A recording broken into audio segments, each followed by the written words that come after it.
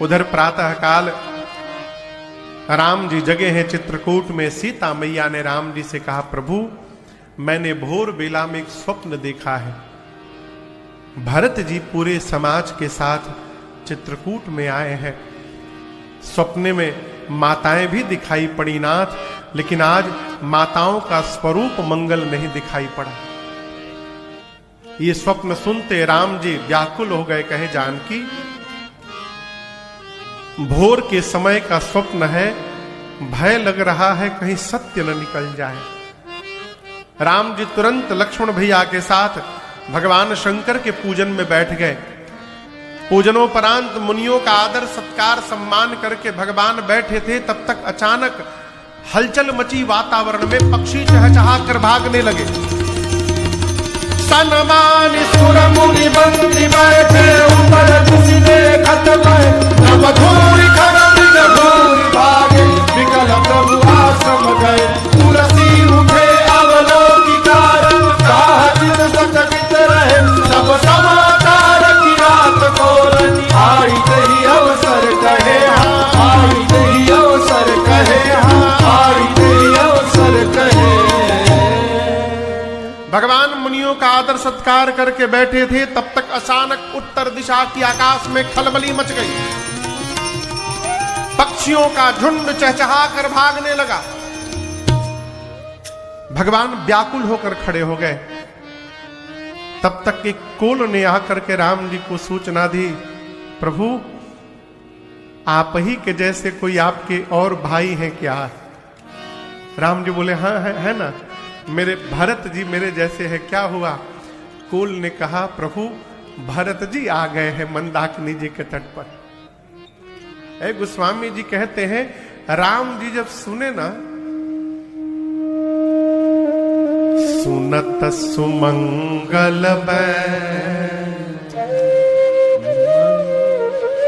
मन प्रमोद तन पुलक भर, शरद शरोरुह नैन। तुलसी भरे स्नेह जल। देखिए कोई भी व्यक्ति यदि आता है, ये बड़ा गूढ़ विषय है। कोई भी व्यक्ति कहीं जाता है तो वो बाद में जाता है, वो जो होता है वो पहले पहुंच जाता है। किसी व्यक्ति, अब समझिएगा, कोई व्यक्ति आ रहा है तो वो अभी 2 घंटे बाद आने वाला है, लेकिन उसकी सूचना मिल जाए तो उसका चरित्र पहले आ जाता है। हम चर्चा करते हैं, अरे वो तो साधु है, वो हमारे घर आ रहे हैं, खूब आनंद होगा। वो अभी आया नहीं, लेकिन उसकी साधुता पहले आ गई। उसी प्रकार यदि कोई दुष्ट व्यक्ति आने का होता है तो अरे वो क्यों हमारे घर में आ रहे हैं, वो अच्छे आदमी नहीं है, है? इसी को जगदीश सिंह साहब ने कहा है, तेरे आने की जब खबर महके तो तेरी खुशबू से सारा घर महके। तेरे आने जब खबर महके तो तेरी खुशबू से सारा घर महके। तो तेरी खुशबू से सारा घर महके। हाँ तेरी खुशबू से सारा घर महके। अभी भरत जी आए नहीं, भरत जी के आने की सूचना केवल प्राप्त हुई। गोस्वामी जी कहते हैं, सुनत सुमंगल बैन मन प्रमोद तन पुलक भर।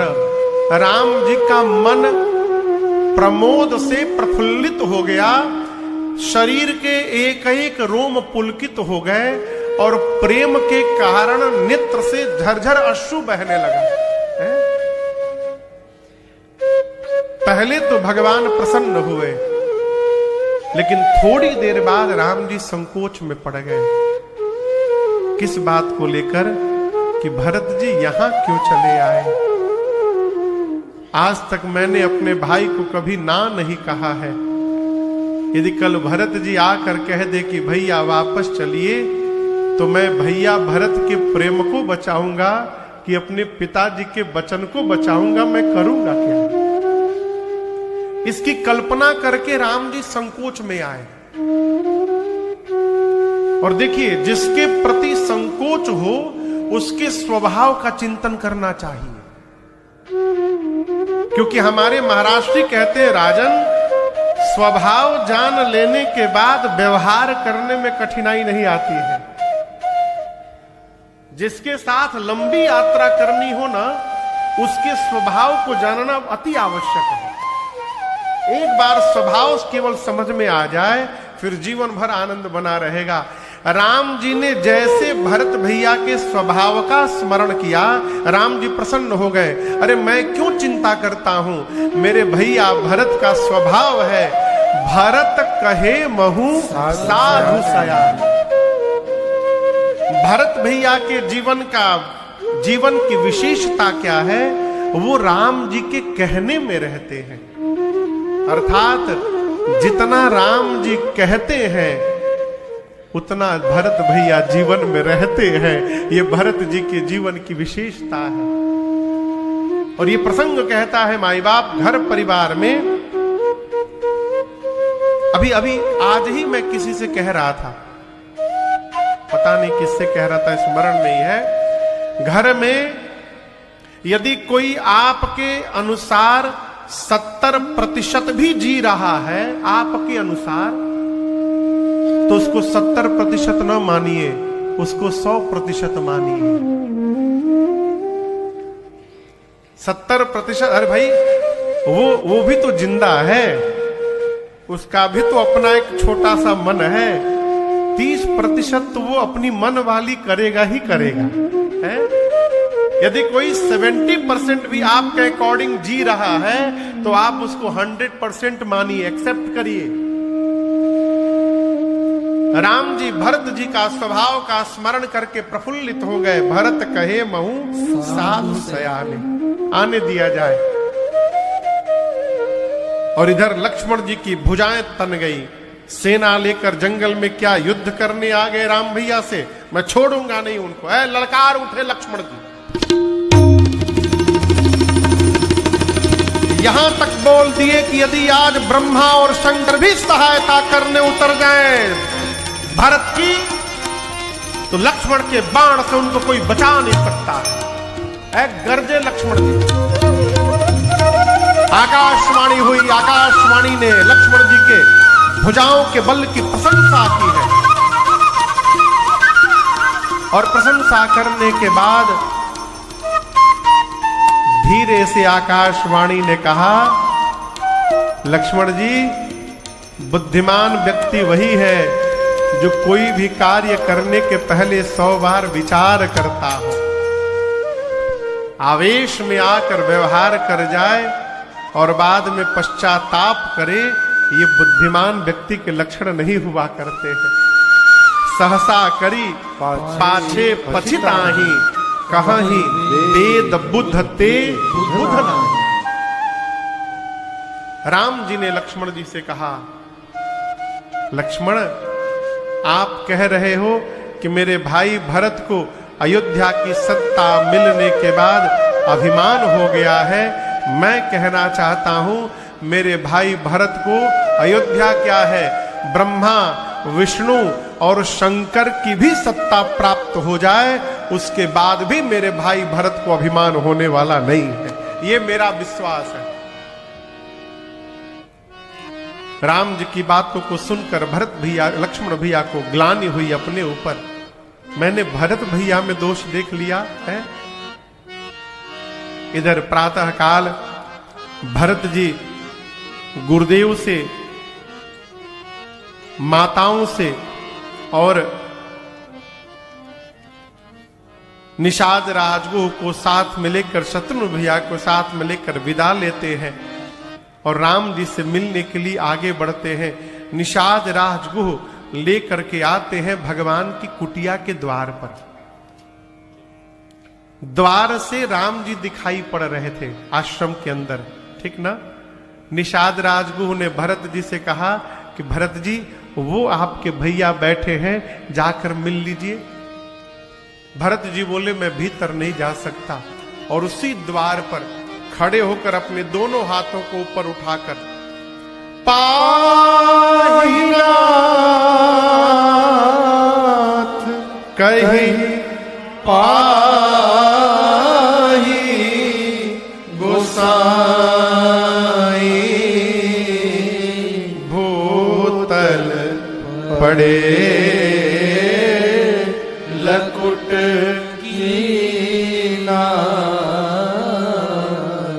पाहिनाथ प्रभु पाहिनाथ, त्राहिमाम नाथ त्राहिमाम कह के भरत भैया दोनों हाथों को ऊपर उठाकर खड़े खड़े गिर पड़े। लक्ष्मण जी ने सुन लिया कि भरत भैया बुला रहे हैं। लक्ष्मण जी धरती पर सिर को रखकर प्रणाम किए।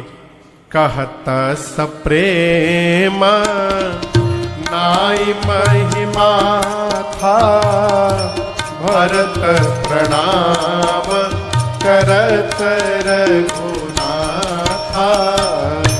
कहत सप्रेम नाई महिमा था, भरत प्रणाम करत रघुनाथा। उठे राम सुनि प्रेम अधेरा, कहूँ पट कहूँ निसंग धनु तेरा। उठे राम सुनि प्रेम अधेरा, कहूँ पट कहूँ निसंग धनु तेरा। लक्ष्मण जी ने धरती पर सर रखकर प्रणाम करके राम जी से हाथ जोड़कर कहा, प्रभु भैया भरत प्रणाम करत रघुनाथ। हे रघुनाथ जी, भरत भैया आपको प्रणाम कर रहे हैं। राम जी सुने। गोस्वामी जी कहते, प्रभु इतने वेग से भरत भैया के पास गए कि राम जी के शरीर का पटका, एक हाथ का धनुष, एक हाथ का बाण और कमर का निशंग, ये चारों जहां लक्ष्मण जी थे वहीं गिर गए। क्यों गिर गए? संकेत दर्शन करिए। भरत जी राम जी के पास गए थे तो चार वस्तु छोड़कर गए, धर्म, अर्थ, काम और मोक्ष। ये चारों भरत जी को तीर्थराज प्रयाग में मिल रहा था, भरत जी ने चारों छोड़ दिया। चार वस्तु छोड़कर भरत जी राम जी से मिलने गए तो राम जी भी चार वस्तु का त्याग करके भरत भैया को उठाने गए। ये प्रसंग कहता है, जिस भाव से हम भगवान की ओर दौड़ेंगे, भगवान भी हमको पकड़ने के लिए उसी भाव से दौड़ पड़ेंगे। ये प्रमाण है। पटका राम जी के शरीर से नीचे गिर गया। लक्ष्मण जी से पटके ने कहा, लक्ष्मण भैया आपको पता है हम क्यों गिर गए? राम जी जाकर भरत जी को हृदय से लगाएंगे। यदि हम शरीर पर रहते ना तो हम राम जी और भरत जी के बीच में दीवार बन जाते। जब भाई से भाई मिले तो किसी को बीच में दीवार नहीं बनना चाहिए, इसलिए हम नीचे गिर गए। राम जी दौड़ करके गए भरत भैया के पास और जाकर बाबा कहते हैं, बरबस लिए उठा। बरबस भगवान ने भरत भैया को उठाया और उर लाए कृपा निधान। भरत राम की मिलन लखे बिसरे सब ही अपार। जिस क्षण प्रभु ने भरत भैया को हृदय से आलिंगन किया है, राम लक्ष्मण जी को छोड़िए पूरी प्रकृति इस मिलन का दर्शन करके रोने लगी। कभी जीवन में सौभाग्य हो, आप में से चित्रकूट कौन कौन गया है? बस एक बार चित्रकूट हो आइए। जब आप कामतगिरी की परिक्रमा लगाएंगे ना, तो परिक्रमा लगाते लगाते जैसे पश्चिम दिशा की ओर पहुंचेंगे, तो राम जी की कुटिया का जगह आज भी है, जहां राम जी की कुटिया थी। उसके भीतर जब आप प्रवेश करिएगा, तो अब तो सरकार ने दीवार बनाकर घेरा कर दिया है। जिस समय राम भरत जी हृदय लगाकर मिल रहे थे, तो भाइयों के इस प्रेम का दर्शन करके वहां जो नीचे पत्थर थे मोम की भांति पिघल गए सारे। और वो पिघले पत्थर आज भी है सरकार, दर्शन हुआ होगा, आज भी है। अब कल्पना करिए, जिस प्रेम का दर्शन करके पत्थर पिघल गया, वहां जो जीवित होंगे उनकी क्या दशा हुई होगी। गोस्वामी जी तो कहते हैं, अगम स्नेह भरत रघुवर को, जहां न जाए मन विधि हरिहर को। चारों भाई एक दूसरे से मिले। राम जी जाकर अयोध्या के पूरे समाज को लेकर आए हैं। पिताजी की मृत्यु सुनी प्रभु ने, राम जी बहुत रोए हैं। देखिए, किसी के घर बुरा ना मानिएगा, किसी के घर कोई घटना घट जाए ना, तो वहां बहुत प्रवचन नहीं देना चाहिए। कई प्रवचन देने वाले लोग आ जाते हैं, किसके लिए रो रहे हो, आत्मा तो अजर अमर है, जो आया है सो जाएगा है, जिसका खोता है उसी को केवल पीड़ा होती है। प्रवचन तो बहुत लोग दे देते हैं। एक पंडित जी थे, उनके शिष्य के घर एक दुखद घटना घट गई। शिष्य का जवान बेटा चला गया, तो पंडित जी गए शिष्य के घर, जाकर लगे प्रवचन देने। क्यों रोते हो, आया है सो जाएगा, आत्मा अजर अमर है। पूरा प्रवचन दिए घंटों सरकार। और इस घटना के 10 दिन बाद पंडित जी की एक बकरी मर गई। बकरी पाले थे वो पंडित जी, गुरु जी, वो बकरी मर गई। अब पंडित जी गला फाड़ फाड़ के रोए, हाय मेरी बकरी चली गई। किसी ने कहा, पंडित जी आप दिन तो बहुत ज्ञान दे रहे थे, उस दिन उनका पुत्र नहीं रहा था, आत्मा अजर अमर है बता रहे थे, आज बकरी के लिए आप रो रहे हैं। तो बोले, सुनो बेटा उसका मरा था, बकरी मेरी मरी है। तो किसी के भी घर में घटना घट जाए तो वहां जाकर उपदेश नहीं देना चाहिए।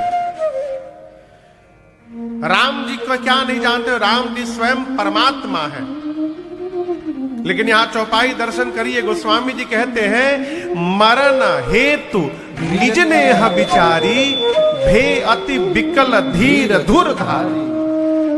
पिताजी की मृत्यु मेरे प्रेम के कारण हो गई, ये सुनकर भगवान व्याकुल होकर रोने लगे। राम जी को रोता देख पूरा समाज रोने लगा। ऐसा लगने लगा कि आज ही महाराज का महाप्रयाण हो गया। पिता के निमित्त ज्येष्ठ पुत्र होने के नाते राम जी को जो व्यवहार करना चाहिए था, गुरुदेव ने आज्ञा किया, राम जी ने सारा व्यवहार पूर्ण किया है। 4 दिन बाद अयोध्यावासी आपस में सभा किए। गुरुदेव ने कहा, सबसे देखो, राम जी वन में रहे चाहे अयोध्या में रहे, अयोध्या के राजा राम ही है, क्योंकि राम जीव नहीं है, राम भगवान है। पूरा त्रैलोक्य राम की आज्ञा का पालन करता है। आप लोग बताइए मैं राम से क्या कहूं। भरत जी ने कहा, गुरुदेव आप जो आज्ञा करें। गुरु जी कहे, यदि भरत जी आप और शत्रुघ्न 14 वर्ष वन में रहने को तैयार हो जाए, तो मैं राम लक्ष्मण सीता को लेकर वापस चला जाऊंगा। लेकिन उनके बदले आप दोनों को वन में रहना पड़ेगा। भरत जी हाथ जोड़कर कहे, गुरुदेव यदि मेरे रहने से भैया वापस चले जाएंगे तो मैं 14 साल वन में नहीं रहूंगा गुरुदेव, मैं जीवन भर वन में रहने को तैयार हूं, मैं अयोध्या की ओर देखूंगा ही नहीं।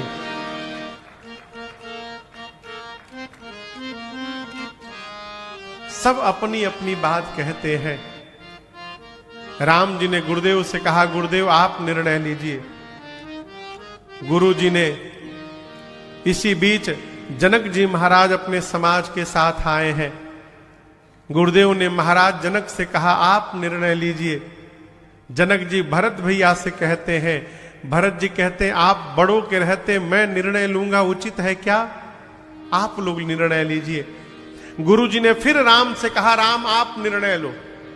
राम जी बोले, गुरुदेव आपके चरणों की सौगंध लेता हूं, आप और जनक जी जो आज्ञा करेंगे मैं उसी का पालन करूंगा। सब एक दूसरे पे टाल रहे हैं, आप निर्णय लीजिए। अंत में भरत जी खड़े होकर बोले, भैया मैं बताऊं कि मैं क्या चाहता हूं? राम जी बोले, कहो। तो भरत भैया ने कहा, जहां नाथ रख दोगे, आप जब तक नहीं कहिएगा वहीं मैं रहूंगा, जहां ले चलोगे वहीं मैं चलूंगा, जहाँ ले चलोगे वहीं मैं चलूंगा, जहाँ नाथ रख दोगे, जहाँ नाथ रख दोगे वहीं मैं रहूंगा, जहाँ ले चलोगे वहीं मैं चलूंगा, जहाँ ले चलोगे। आप भी भगवान से कहिए, प्रभु ये जीवन समर्पित शरण में तुम्हारे, तुम्ही मेरे सर्वस्व, तुम्ही प्राण प्यारे। ये जीवन समर्पित शरण में तुम्हारे, तुम्ही मेरे सर्वस्व, तुम्ही प्राण प्यारे।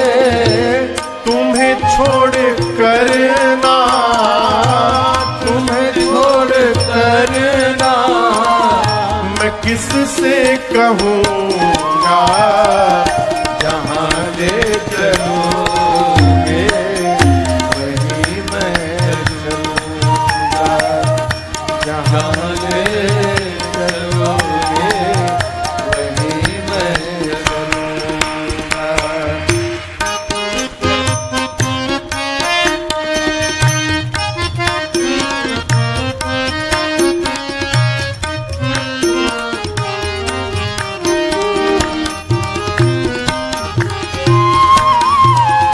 न कोई उलहना, ना कोई अर्जी, कर लो करा लो तुम्हारी जो मर्जी। न कोई उलहना, ना कोई अर्जी, कर लो करा लो तुम्हारी जो मर्जी। कहना भी होगा तो, कहना भी होगा तो तुम्ही से कहूँगा, जहाँ ले चलोगे वहीं मैं चलूंगा, जहाँ ले चलोगे वहीं मैं चलूंगा।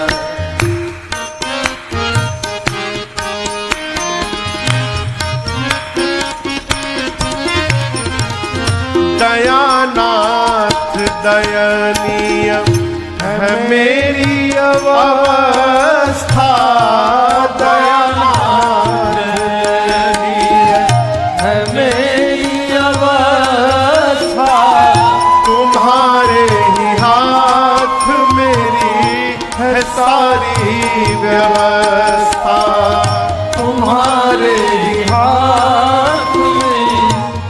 सारी व्यवस्था। सहाओगे नाथ जो भी, सहाओगे नाथ जो भी, खुशी से सहूंगा। जहाँ ले चलोगे वहीं मैं चलूँगा। जहाँ ले चलोगे वहीं मैं चलूँगा। जहाँ नाथ रख दोगे, जहाँ नाथ रख दोगे वहीं मैं रहूँगा। जहाँ ले चलोगे वहीं मैं चलूँगा। जहाँ ले चलोगे वहीं मैं चलूँगा। वहीं मैं चलूँगा। वहीं मैं चलूँगा। जहाँ ले चलोगे वहीं मैं चलूंगा। लक्ष्मण भरत भैया की बात को सुनकर राम जी ने अपने बगल में बिठाया और कहा, भैया आप तो सब जानते हैं, जाना हो तात तरनिकूल रीति, सत्य संध पितु कीरति प्रीति। आप सूर्यवंश की रीति को ठीक से जानते हैं। किसने कहा? किसने कहा? राम जी ने कहा भरत जी से, आप रघुकुल की रीति को जानते हैं। रघुकुल की रीत आप लोग जानते हैं, मानस में लिखा है कि रघुकुल रीति सदा चलियाई, प्राण जाई बरु बचन न जाई। राम जी बोले ये हमारे कुल की रीति है कि हम वचन के लिए प्राण का त्याग कर देते हैं, परंतु वचन का त्याग नहीं करते। आप तो भरत जी अपना भी धर्म जानते हैं, मेरा भी धर्म जानते हैं, इसलिए मैं आपसे यही कहूंगा भरत जी, आप अपने धर्म का पालन करिए और मुझसे मेरे धर्म का पालन करा दीजिए। भरत भैया बोले, भैया मेरे जीवन का एक ही धर्म है, अंतिम श्वास तक आपकी आज्ञा का पालन करना है, इसलिए आप जो कहेंगे मैं वही करूंगा। राम जी बोले, ठीक है, यदि आप चाहते हैं कि मैं ही कहूं तो मैं कहता हूं भैया, चलिए आज हम और आप मिलकर बंटवारा कर लेते हैं। भरत जी बोले, आप मेरे से बंटवारा करेंगे प्रभु? राम जी बोले, करेंगे, लेकिन संपत्ति में बंटवारा नहीं करेंगे। आज हम दोनों भाई अपने घर की विपत्ति में बंटवारा करेंगे, हम दोनों मिलकर विपत्ति बांट लेंगे। ये कथा कहती है, भाई से यदि बांटना है तो संपत्ति न बांटिए, बांटना है तो अपने भाई की विपत्ति बांट लीजिए। है संपत्ति तो बहुत बांटने वाले मिलेंगे, विपत्ति बांटने वाला कोई नहीं मिलेगा। है? लोग संपत्ति के लिए संबंध समाप्त कर देते हैं, उनको ये नहीं पता कि संपत्ति एक बार चली जाएगी तो आ भी जाएगी, संबंध एक बार चला गया तो दोबारा कभी प्राप्त होने वाला नहीं है। इसलिए संबंधों को बचाने का प्रयास करिए। आने वाला समय बड़ा विकट होने वाला है। हो जिस प्रकार से हम लोग जी रहे हैं, कई संबंध तो ऐसे ही समाप्त हो जाएंगे। चाचा समाप्त हो जाएंगे। अब अपने चाचा तो रहिए नहीं जाएंगे, किसी दूसरे को ही चाचा बोलना पड़ेगा। हाँ, कौन नहीं रहेगा? वही चाचा ताऊ जी एक ही होता है, एक ही होता है। मौसी समाप्त हो जाएंगी, फिर बिल्लिए को मौसी बोलना पड़ेगा। अपन मौसी ये अच्छा बताए, जिसकी एक लड़की केवल होगी वो बेचारा वो किसको मौसी बोलेगा? वो सरकार आप सोचिए, बुआ समाप्त। घर के शादी ब्याह में बुआ करके उछल कूद करती हैं, गीत गाती हैं, भाड़े पर बुआ बुलाना पड़ेगा। अपनी बुआ तो रह नहीं, कहां से आएंगी? समय बहुत विकट होने वाला है माई बाप, इसलिए जो संबंध है कम से कम उन संबंधों को बचा करके रखा जाए कि आने वाली पीढ़ी को संबंध का महत्व पता चले। राम जी बोले हम लोग विपत्ति बांटेंगे, 14 वर्ष मैं वन में रहूंगा, 14 वर्ष मेरे भरत जी जाकर अयोध्या रहेंगे। भरत भैया चरणों में गिर गए, कहे प्रभु हम अभिषेक की सामग्री लाए हैं, आज ही तिलक हो जाए। राम जी बोले नहीं, 14 वर्ष बाद लौटने के बाद। अत्रि मुनि के कहने पर एक कुएं में ले जाकर अभिषेक की पूरी सामग्री सुरक्षित करा दी गई। भरत भैया राम जी से आज्ञा लेकर 5 दिन पूरा चित्रकूट का दर्शन किए हैं और 6ठे दिन राम जी से विदा मांगे। जैसे भरत भैया ने विदा मांगा है, राम जी ने उठा करके हृदय से लगाया है, अनेक प्रकार से शिक्षण किया है, लेकिन भरत जी का मन मान नहीं रहा है। भरत जी अपने साथ कुछ चिन्ह चाहते हैं, तो यहां हमारे गुरुदेव भगवान कहते हैं बेटा भरत भैया को देने के लिए राम जी ने अपने आप को ही पादुका के रूप में परिवर्तित कर दिया और पादुकाओं को भरत भैया को दिया। प्रभु कर कृपा पावर दीने सादर भरत शीश धरि दे। प्रभु कर कृपा पावर दीने सादर भरत शीश धरि दे। भरत मुदित अवलंब रहे ते, जस सुख जस सिय राम रहे ते। भरत मुदित अवलंब रहे ते, अस सुख जस सिय राम रहे ते। जैसे प्रभु ने पादुकाओं को दिया, भरत भैया ने पादुकाओं को सिर पे धारण किया। उनको लगा कि पादुकाओं के रूप में स्वयं श्री सीताराम जी ही उनके साथ वापस अवध जा रहे हो। विदा के समय राम जी ने भरत भैया को हृदय से लगाया है। दोनों भैया खूब रोए हैं। ये दृश्य देखकर देवता भी दुखी हो गए। दोनों समाज के लोगों को, अयोध्या एवं मिथिला के समाज के लोगों को राम जी ने यथा योग्य दंडवत प्रणाम करके विदा किया है। 9 दिन का समय लगा भरत भैया को अयोध्या आने में। अयोध्या आकर भरत जी ने सबसे पहला कार्य